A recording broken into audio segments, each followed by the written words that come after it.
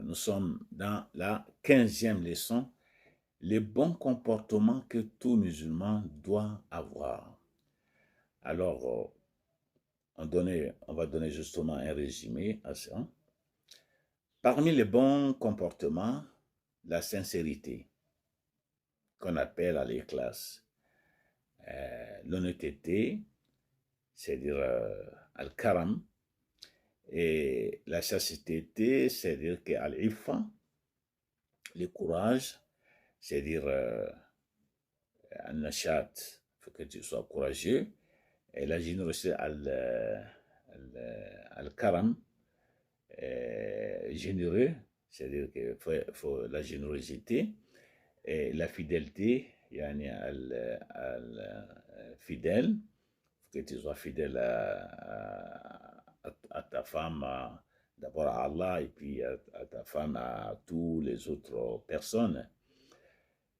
Et l'éloignement de tout ce qu'Allah a interdit. Et puis ensuite, le bon voisinage et l'aide à ceux qui sont dans le besoin suivant sa capacité, ainsi que d'autres comportements indiqués par le Coran et la Sunna. Donc, nous sommes dans la 16e leçon, séparée de la politesse islamique. Séparée de la politesse islamique. Parmi ces règles de politesse, saluer les gens, montrer un visage souriant, manger avec la main droite, bien sûr, dire Bismillahi au nom d'Allah en début de repas, dire Alhamdulillah, louange à Allah à la fin du repas. Dire Alhamdulillah, louange à Allah après l'éternuement, c'est-à-dire quand quelqu'un éternue, il dit Alhamdulillah, et celui qui entend, il dit Yarhamukumullah. Après, l'autre, il répond aussi à celui qui lui a répondu, Yahdikumullah wa yuslih balakum. Répondre à celui qui dit Alhamdulillah, louange à Allah, et après l'éternuement, et rendre visite aux malades. Rendre visite aux malades. Alors, suivre les cortèges funéraires, prier sur le mort et assister aussi à son enterrement. Dire les invocations rapportées en entrant à son domicile et en sortant, en entrant aussi à la mosquée et en sortant, dire les invocations des voyages, le bon comportement avec les parents, les proches, les voisins, les personnes âgées et les enfants. Les félicitations pour une naissance, les félicitations aussi pour un mariage, les condoléances lors d'un décès.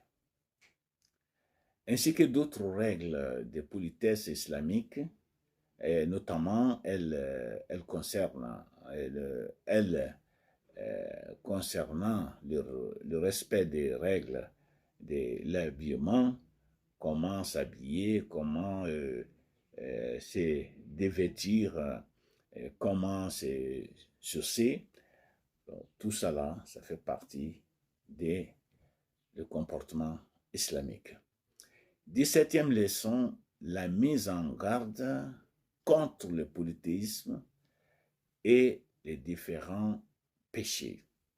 Alors, parmi les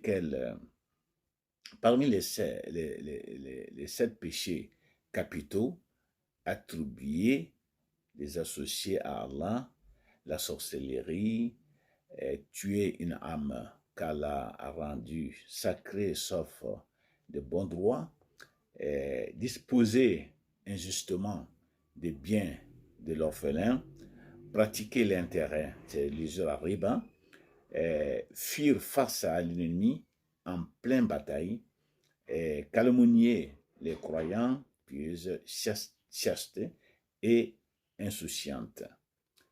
Il y a aussi désobéir aux parents, rompre le lien de parenté, faire un faux témoignage, jurer mensongèrement.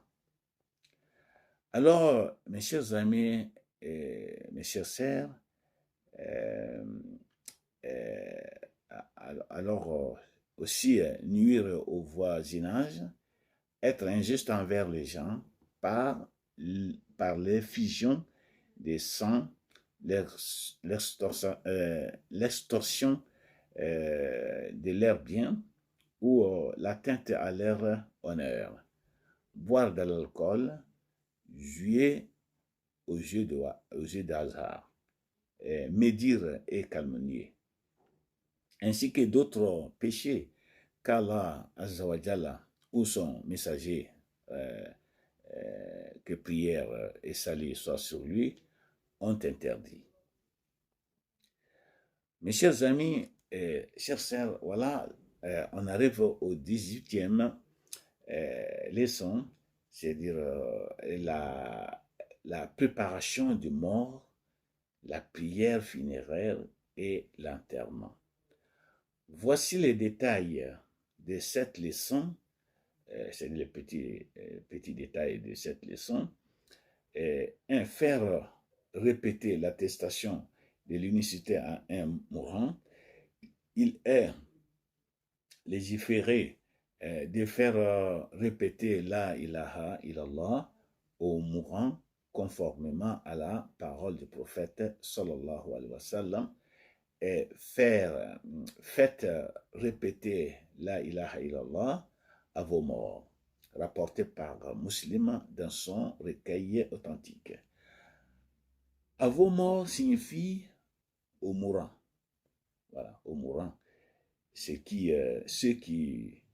agonisent et dont le signe des morts proches sont impercevables.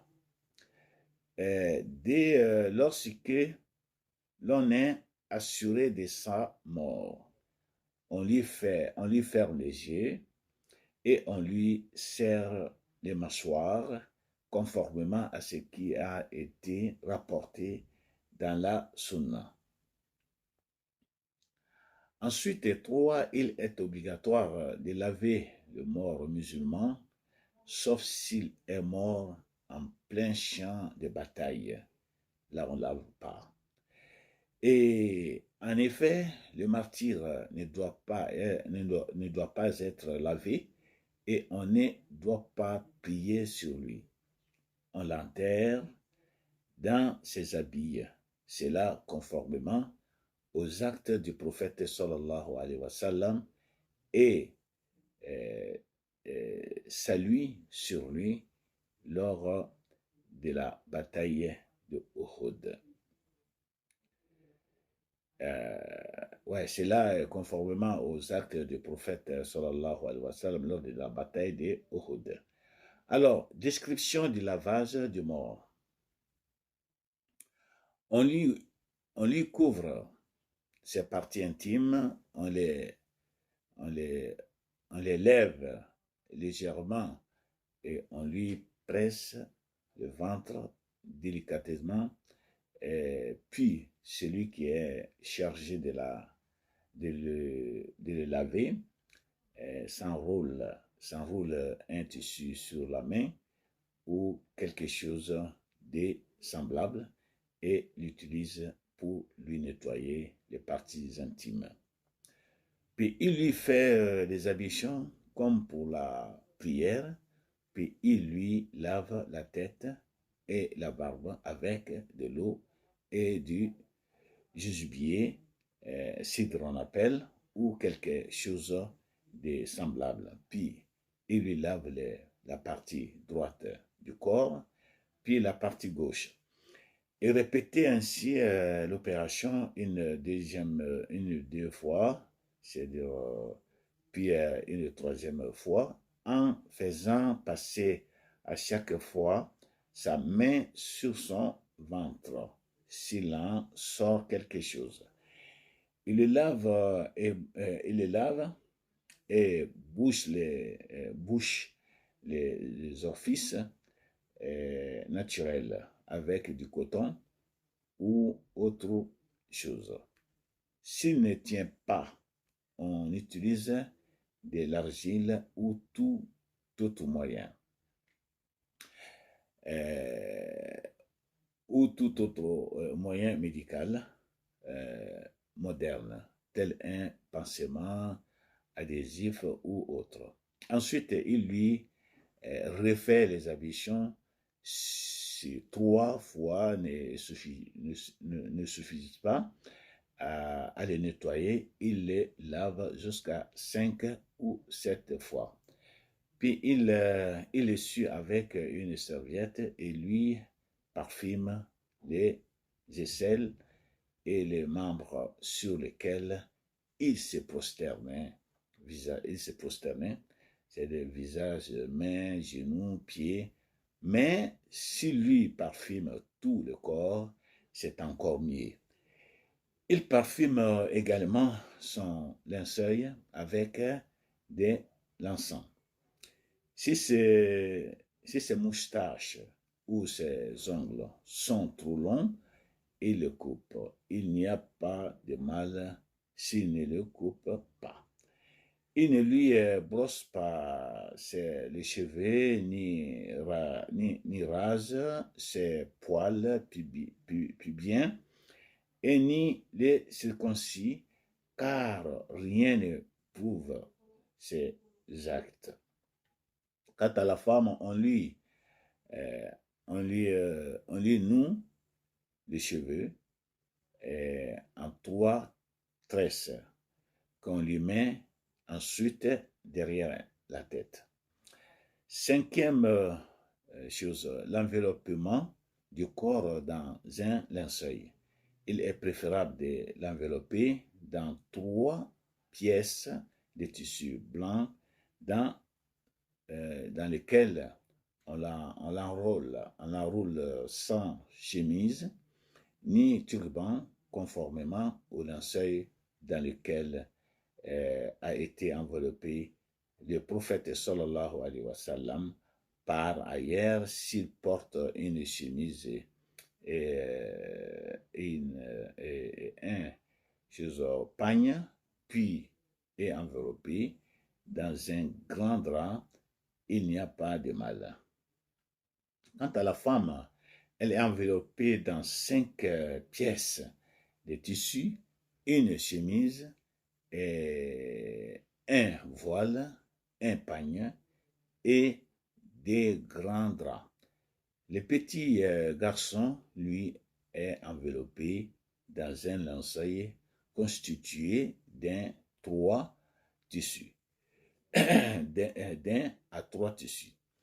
La petite fille, elle, est enveloppée dans une chemise et des draps. À tous,